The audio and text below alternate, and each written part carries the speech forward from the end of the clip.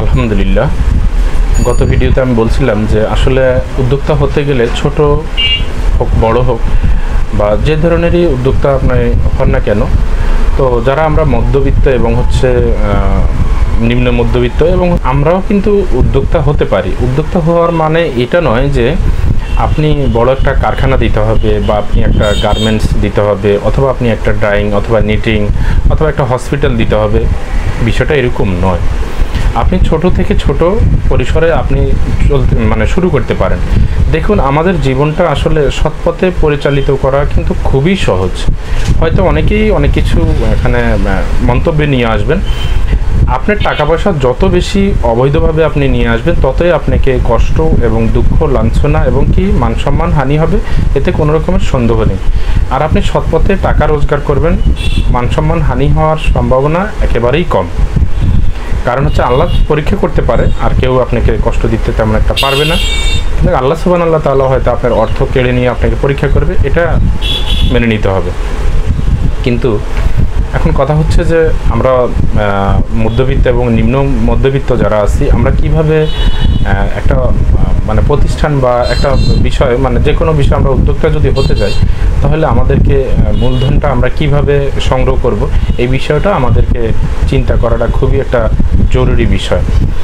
তো আমি বলছি যে আজকে আমি বলে দিব যে আমরা কিভাবে মূলধন সংগ্রহ করব বা আমরা কিভাবে এই নগদ টাকা সংগ্রহ বা এটা আমরা কিভাবে জোগাড় করে আমরা আমরা যে কোনো একটা উদ্যোক্তা হওয়া বা ব্যবসা করা, এটা আমি কিভাবে শুরু করব।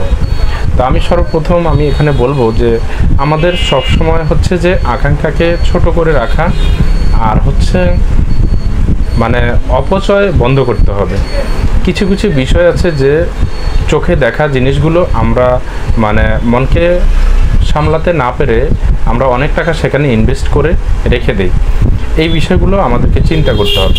এরপরে যে সবচেয়ে যেই বিষয়টা আমাদেরকে ক্ষতি করে, সেটা যে মানুষ কি বলবে।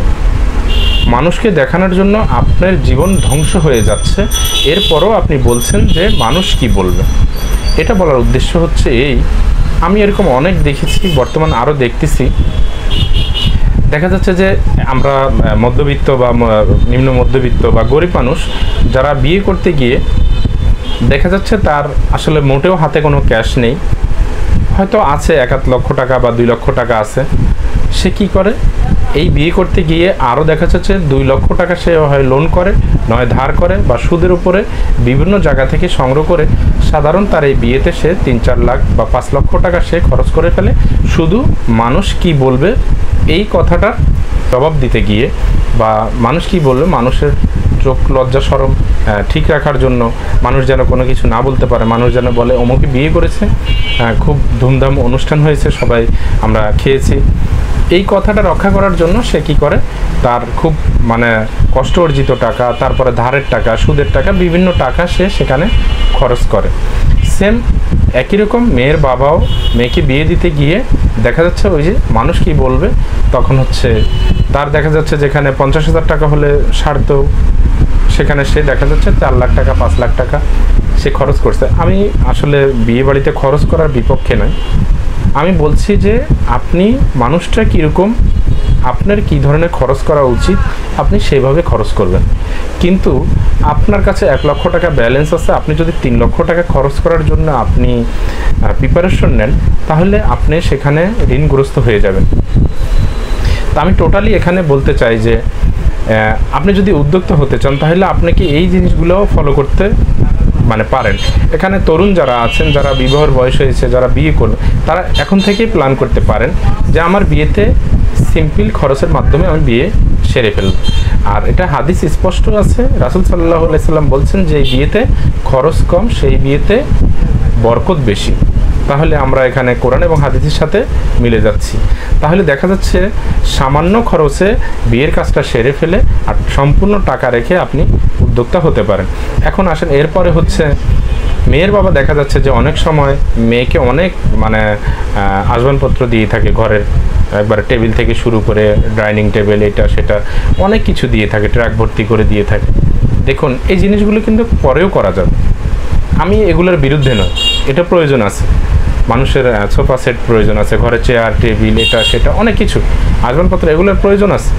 আমি বলছি না যে এর প্রয়োজন নেই, এটার প্রয়োজন আছে। আমি বলছি কি যে আপনি অর্থ উপার্জন করার চাকাটা রানিং করেন, তারপরে হচ্ছে আপনি এর চেয়ে বেশি করতে পারবেন, তখন আপনার ইচ্ছেও করবে না যে আমার এগুলো না আমি করি।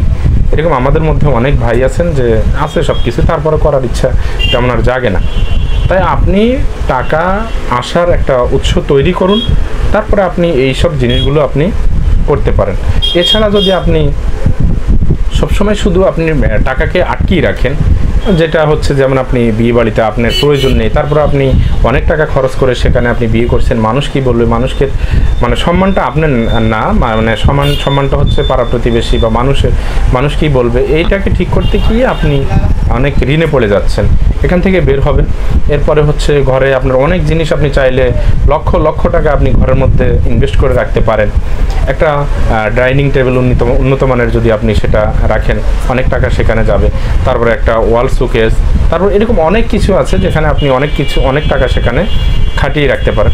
আমি বলছি এটা আপনি কিছুদিন পরে করেন, আপনার ফ্যামিলির সাথে আপনি পরামর্শ করে আপনি পরে করেন। এই টাকা দিয়ে আপনি উদ্যোক্তা হন, আপনি এই টাকাকে অন্য কাজে খাটান, অন্য ব্যবসায় খাটান, যেই পথে আপনার হচ্ছে টাকা আসবে সেটা আপনি করেন।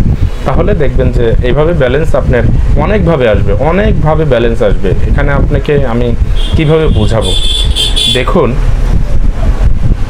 আমাদের মধ্যবিত্ত নিম্ন মধ্যবিত্তদের মধ্যেই অনেকে আছে যে কমপ্লিট গায়ে দেখা যাচ্ছে, আসলে সেটা না হলেও কিন্তু চলে। আবার অনেকে আছে যে তার ঘরের অর্থনৈতিক অবস্থা খুবই খারাপ, সে হচ্ছে দেখা যাচ্ছে 3000 টাকা পাঞ্জাবি গায়ে দিচ্ছে। এইভাবে অনেকভাবে আপনি হচ্ছে আপনার উদ্যোক্তা হওয়ার জন্য আপনি অনেকভাবে টাকা সেভ করে আপনি উদ্যোক্তা হতে পারেন। এমন সময় আসবে আপনার হাতে টাকা থাকবে, আপনি পড়তে ইচ্ছা করবে না, কারণ আসলে এগুলো মানে ক্ষণিকের জন্য।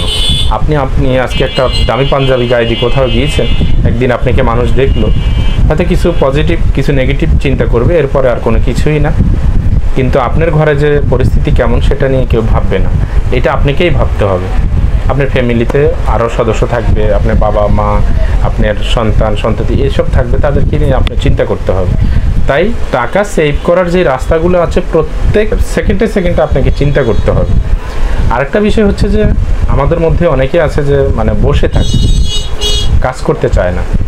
আসলে কাজ বলতে আমি বলছি না যে মানে অন্যের খেতে গিয়ে সারাদিন কাজ করা, এটা না।